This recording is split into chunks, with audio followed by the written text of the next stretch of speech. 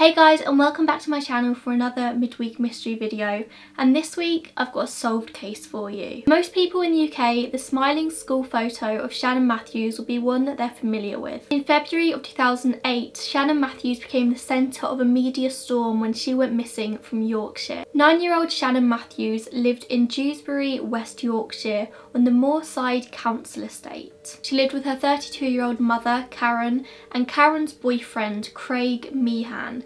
Now, Craig was actually quite a few years Karen's junior. I think he was 10 years younger. And in this video, I'm probably going to refer to Craig as Shannon's stepfather. Karen and Craig have been together for about 5 years, so even though they weren't technically married, I think Shannon definitely viewed him as a stepfather figure. She also lived alongside 3 of her 7 siblings.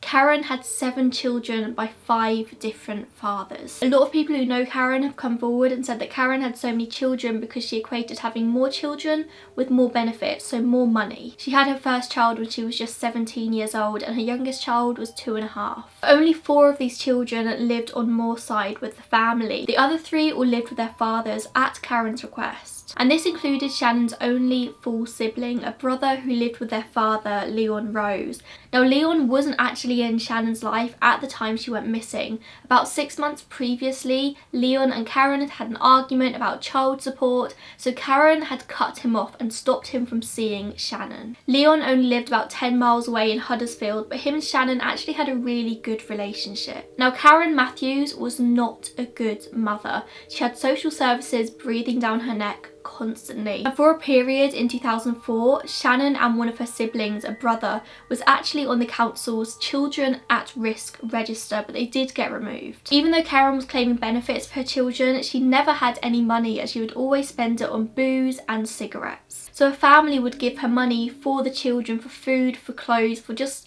baby essentials, but Karen wouldn't spend it on these things. Instead of going out and buying nappies for the babies, she would sellotape plastic bags around them. The only time she would willingly go out and spend money on food is when she knew the social worker was coming round for a visit. So when the social worker came round, the house was clean and there were food in the cupboards, but this wasn't a daily occurrence. Shannon's school had even contacted social services themselves quite a few times about the state of Shannon. They said that she would turn up to school covered in dirt, she was unwashed, her clothes were unwashed, and she just smelt bad quite a lot of the time. Her concentration in class was really poor, and so her education was suffering. But Shannon actually quite enjoyed going to school. She had plenty of friends. Now, the day before Shannon went missing was pretty similar to many others. So she'd gone to school as usual and she came home, and that evening apparently she'd had an argument with her mum and her stepdad. I'm not 100% sure what this argument was about, but I did read a couple of sources that said apparently Shannon had been accused of stealing money from her mum's purse. So they were having an argument and Shannon actually ended up swearing at her stepdad. And this is when she leaves the house. She runs down the road to her uncle's house where she's good friends with her cousins. So Shannon arrives at her uncle's doorstep crying. He lets her in, and this is a scene that he's seen many times before. This wasn't a one-off occurrence. Shannon would often have arguments with her mum and then come crying to him. Apparently she begged him to stay over that night, but he sent her home. Shannon didn't want to go home. After she went missing, detectives looked around her room and found writing on her wall that said, "I want to live with my dad." The next day is Tuesday, February 19th, 2018. Shannon wakes up and gets ready for school as usual, putting on her uniform for Westmore Junior School. But this day isn't like most others. Shannon's really excited to go to school because she's got a swimming lesson that afternoon at the local leisure centre. At 3:10 p.m. that afternoon, a bus returns to Shannon's school with all of the school kids on it after their swimming lesson. Shannon gets off the bus, but this is the last time she's seen in public. Usually she'd walk home alone and she'd arrive home by about 3:30. At around 4 p.m, Craig notices that Shannon isn't home yet. Now, Craig would usually be at work at this time, but he'd actually taken the day off because he didn't feel too good. So he says to Karen, like, "Have you seen Shannon? She's not home yet, it's a little bit strange." So Karen goes round to a neighbour's house. She tells her neighbour that Shannon hasn't returned home yet, and together they have a little bit of a search for her, but they can't find her. At 4:10 p.m, Karen calls Shannon's school asking if the bus had arrived back from the leisure centre. At 6:48 p.m, Karen calls 999 to report Shannon as missing. She tells the operator that she's had no arguments with Shannon. Shannon doesn't have a phone on her and it's really unlike her not to arrive home after school. She also says that she's contacted everyone she can think of. Shannon was a timid, quiet, shy young girl, and it wasn't like her just to disappear like this. Police emergency. Hiya, I want the top daughter is missing, please. Right, how old is she? 9. 9? Yeah. When did you last see her? She went to school this morning. Right, have there been any arguments or... No, not at all. No. Have you been in touch with any of her friends or anybody like that? Everywhere I can think of, her friends-wise and family and everything. And nobody at all? No. Any information or where she can be? No. Does she go to school and come back on her own normally then? Yeah. Right, so you expected her home off at 4 o'clock? About 3:30 later, she's come back from school, so it's 2 or 3. Does she have a mobile phone or anything like that? No, it's at home. Just, right, so there's no way of actually ringing to find out. But you've rung round all the friends, and you've been in touch with all the relatives, and there's nowhere else that you've got left to look. No. Have you been in touch with the school? Can they confirm whether she went to school at normal time at 3:10? Right. What do they call her? Shannon Matthews. Has she been missing before? No, it's first time. And there's been nothing to intimate why she should go? No. The police arrive at the Matthews household within minutes, and what ensues turns out to be one of the biggest cases the West Yorkshire police have ever dealt with. It was the biggest in 35 years, ever since the Yorkshire Ripper. In sub-zero temperatures, over 200 police officers joined the search for Shannon, alongside so many people from the local community. Now, Moorside Council Estate was a poor area. In general, council estates are quite poor. This is where the council house people who can't afford to house themselves. Moorside had high crime rates and high levels of unemployment. In the general area, this council estate had a bad reputation, but you can't deny the community spirit that was within it. Once people heard word that Shannon had disappeared, every single person rallied together in an effort to find her. A woman named Julie Bushby, who was a neighbour and a good friend of Karen Matthews, was the first one to head up the search for Shannon. She was the chair of the Moorside Residents and Tenants Association, and she was also the lead in the search for Shannon. She rallied everyone together, knocking door to door, printing out posters and leaflets, and generally just talking to everyone they could and looking for any clues. By 7 AM on Wednesday, February 20th, the case is handed over to the Homicide and Major Investigations team. The investigation is headed up by Detective Superintendent Andy Brennan. A public appeal is launched that morning, despite a lot of people saying that it wasn't in Shannon's best interest to put her face in the public. If somebody had taken Shannon to launch a public appeal this early, they're likely just to kill her rather than return her. But Karen was insistent. She wanted to go out in front of the media and find her daughter, and so that's what she did. She stood on her doorstep and made an emotional plea, asking that whoever had Shannon returned her. In another interview later on, she said that her family don't feel safe anymore and she doesn't know who to trust. As they usually do in these cases, police started investigating family members, and Karen said that she just didn't know who she could turn to anymore. Police went down into the sewers searching for Shannon, as well as sending divers into lakes and ponds. They emptied bins, skips and garden sheds looking for anything that led them to Shannon. Every single sex offender in the area was either looked into or questioned. That's over 1,000 sex offenders living in the immediate area that Shannon went missing. But police mainly focused on Shannon's extended family tree. By the 5th of March, 1,500 motorists had been questioned and 3,000 homes had been searched. 250 officers and 60 detectives were put on this case. There were only 27 victim recovery dogs in the UK, and they brought in 16 of these to Yorkshire to help in the search. In total, by the end of the investigation, £3.2 million was spent. On the 1st of March, the Sun newspaper offered £20,000 for any information leading to the recovery of Shannon, and this was joined by a £5,000 donation made by a nearby business in Huddersfield. On the 10th of March, by which time Shannon had been gone for 20 days, they increased this to £50,000. By this point, even though nobody admitted it, the police didn't hold much hope in finding Shannon alive. They were looking for a body. In general, the first 48 hours after a child goes missing are the most vital. After this, they're most likely gone. On the 12th of March, Karen once again goes in front of the cameras and says that she fears that Shannon was abducted by someone she knows. Now, this was news to everyone. Karen hadn't mentioned this before, and the family liaison officers who had been placed with the family to help them deal with the disappearance were shocked. Karen said that she thought somebody she knew was trying to get back at her for something. Prior to this, Karen said that she thought Shannon had run away over their fight about the money. Apparently, Shannon's brother had run away before on multiple occasions, and Shannon saw how much attention he got after running away, that maybe Shannon thought this was something she could do as well. Now, something quite important to bear in mind with this case is how soon it happened after the Madeleine McCann disappearance. Madeleine went missing in May 2007 and Shannon went missing in February 2008. That's about 9 months apart. Now, the McCann case was huge in the UK. I'm pretty sure it was huge globally, but you cannot imagine the amount of coverage it got over here in the UK. Front page, second page, third page news every single day for probably about a year. This is how big that case was. So everyone was aware of how much coverage a case like this could get. Now, you've got to bear in mind that Maddie McCann was a cute, pretty little 3-year-old with blonde hair and white skin. Her parents were well off. They were doctors. They were middle class. Part of the reason they got so much media attention is because people felt sorry for them. Now, I know whenever I mention Madeleine McCann, I get a load of weird comments down below. This case isn't about Madeleine. I'm just giving you a bit of context here. So please refrain from your conspiracy theories in this video. We're talking about Shannon. But the point I'm trying to make here is the McCann case got a lot of coverage because they were white, they were wealthy, they were doctors. Shannon's case did get coverage, don't get me wrong. I remember seeing on the news, I remember seeing in the newspapers. Even before I researched this case, I already knew a lot of the details about it. So it definitely got coverage.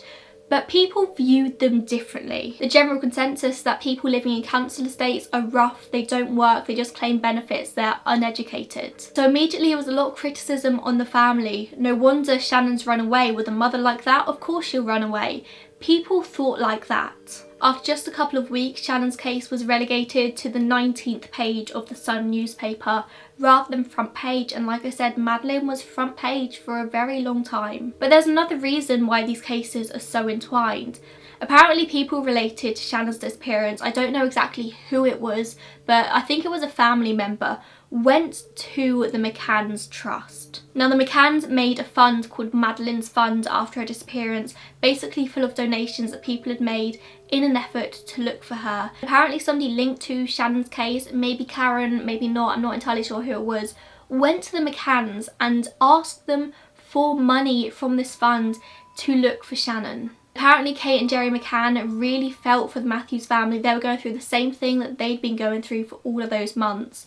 So they agreed to give them some money. But a spokesperson for the McCanns calls the police, making sure the money goes directly to the search and not into anybody's bank account. And luckily they did this because the police actually informed them not to give any money due to some things that had come to light in the investigation. Now, we don't know exactly what things had come to light at this point, but we can take a good guess. The McCanns were on the verge of handing over £25,000. As I mentioned before, the police have been looking carefully at the Matthews family. Karen herself had been acting very, very strangely. Instead of being absolutely heartbroken and devastated at her daughter's disappearance, she seemed to actually thrive under the new media attention. She wanted to be in front of the camera. She wanted to do as many pleas in front of the cameras as she could.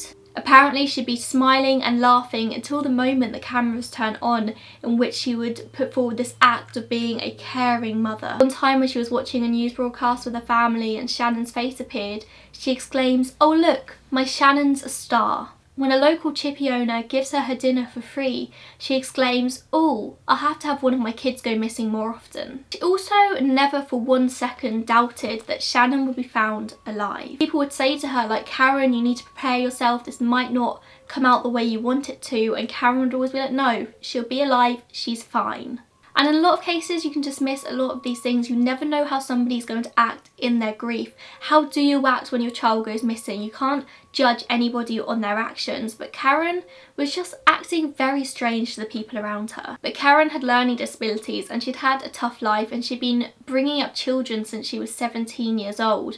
People just kind of dismissed it as, oh, it's just Karen. However, the police were a little bit suspicious of her. You see, she had no consistency in her story. Even the simplest things like, where were you when you called the police? This would change time and time again. Police investigated the family tree, but they said it was like anything that they'd ever encountered before.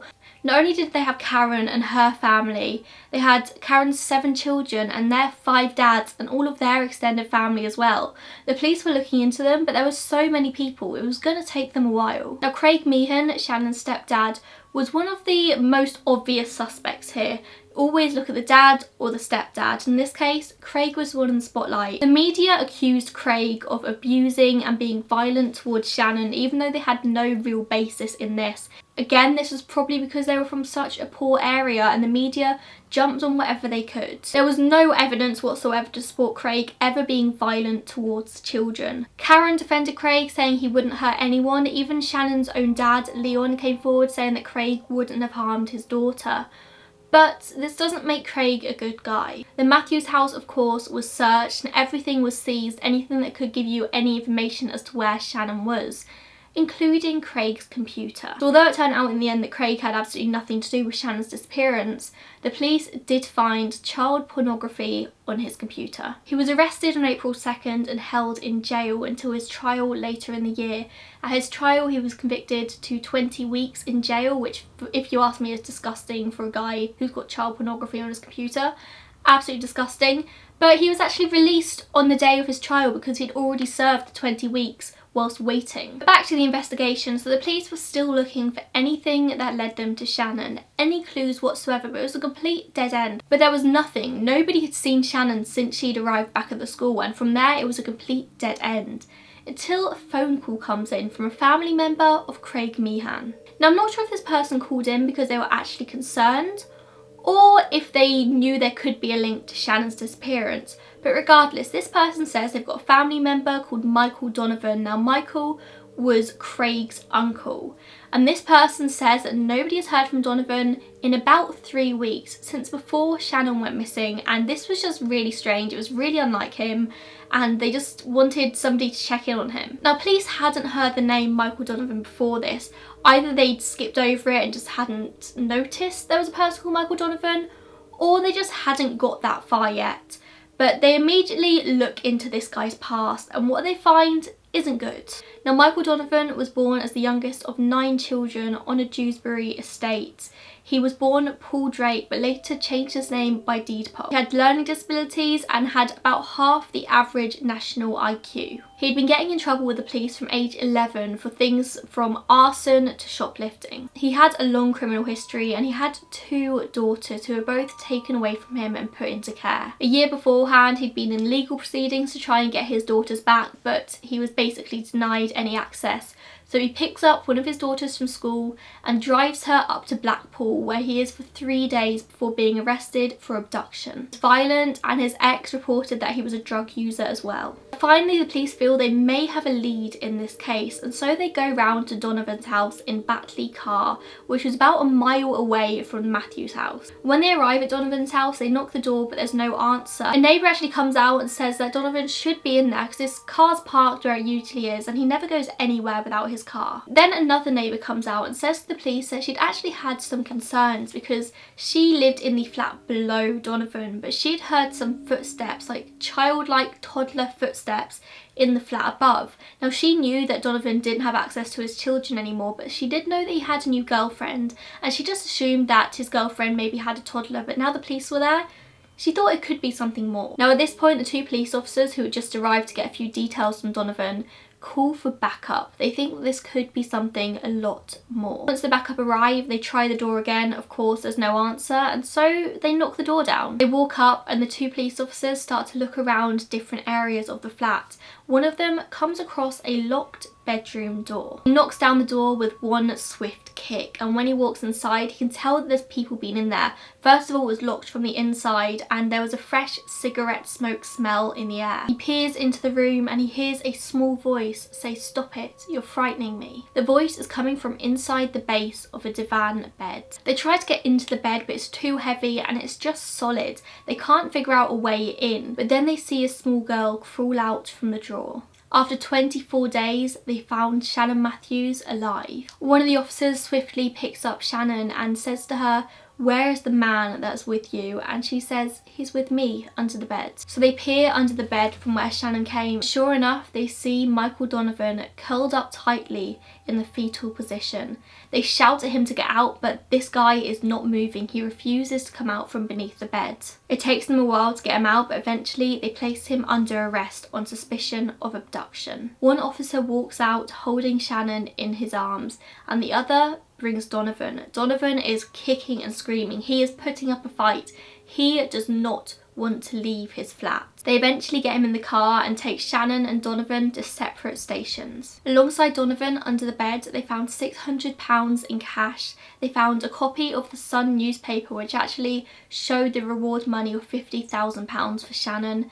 They found a prescription for temazepam and sleeping pills. Shannon's family are told that she's been found alive and well, and Craig bursts into tears.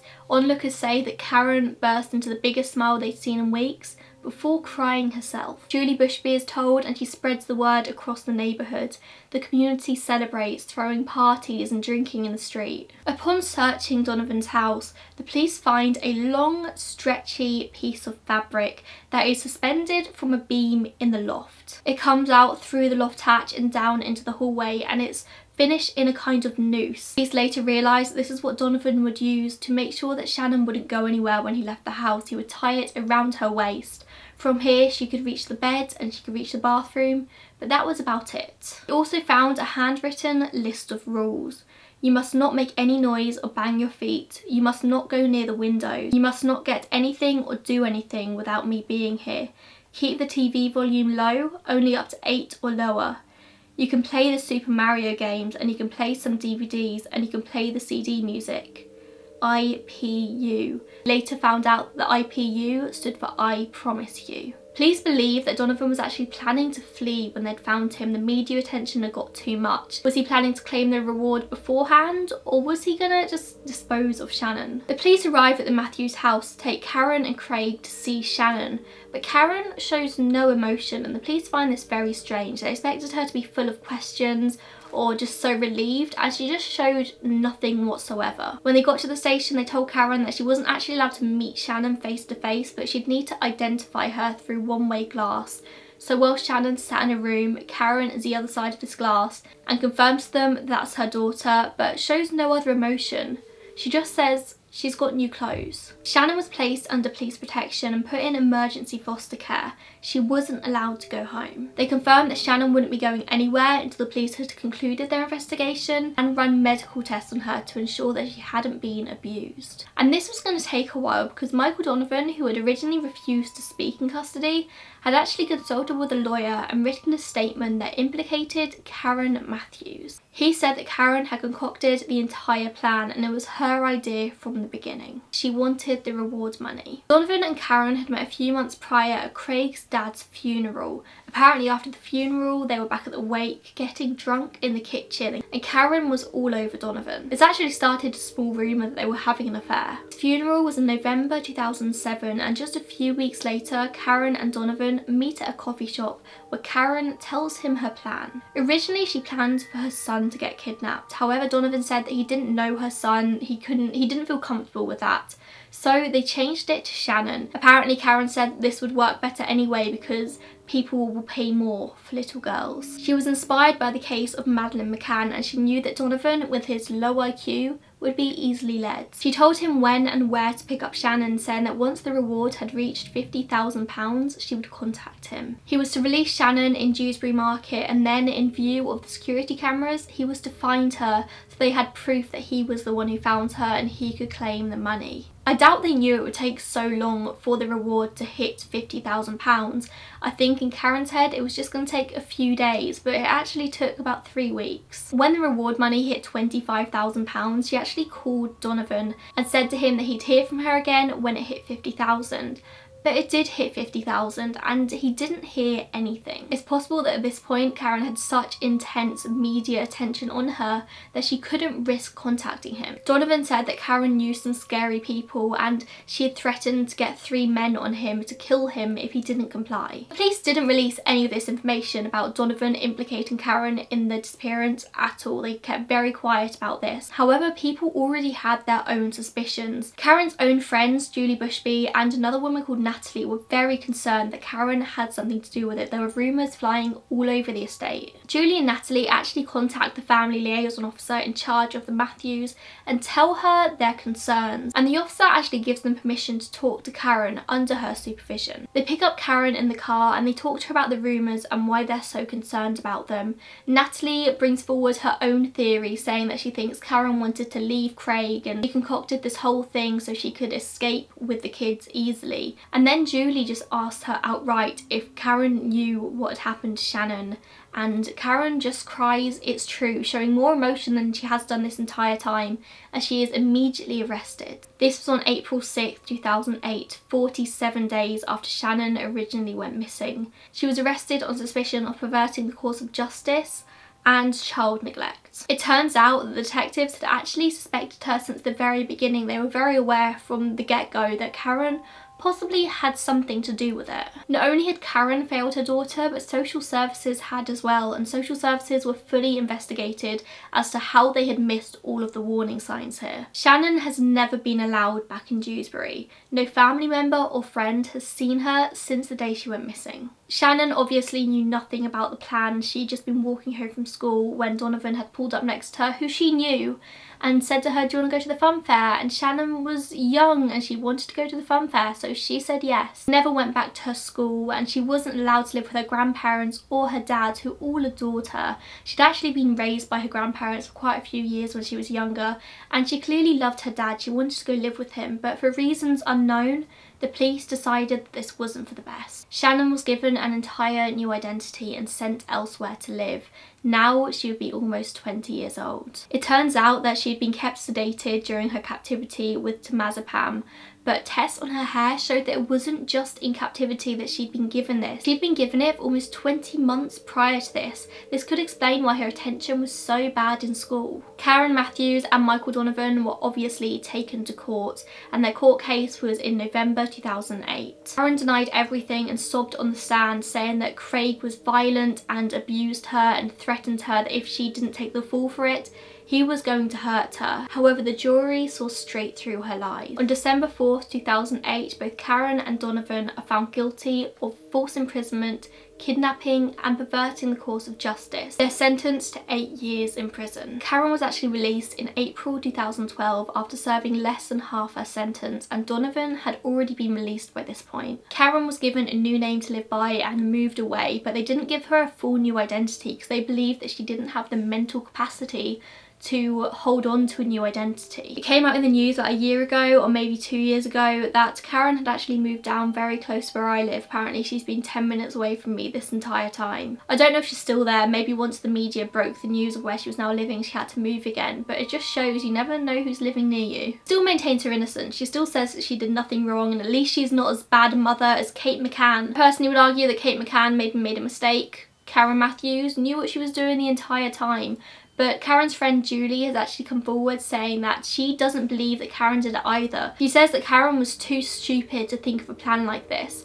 But to be honest, it wasn't a good plan to begin with. There were so many loopholes. In what world did they think that Donovan would just be able to find Shannon on the street and nobody would ask any questions about it? Surely once the police questioned Shannon, she'd say, oh yeah, I was with him the entire time. So yeah, Karen Matthews was definitely too stupid to think of a good plan, because it wasn't ever a good plan to begin with. But I hope that wherever Shannon is, she's living a happy, full life. She's a full-grown adult now, and I hope that what happened to her hasn't affected her life too much. And that's the entire story of Shannon Matthews. A lot of you have been asking for a solved case with a happy ending. I suppose this is as happy an ending as you're ever going to get in a solved case, but if you have any more like this that you would like me to cover, As always, make sure you put them in the comments. I would love to hear all of your thoughts on this. Make sure you subscribe to my channel, and I'll see you in my next one. Bye guys.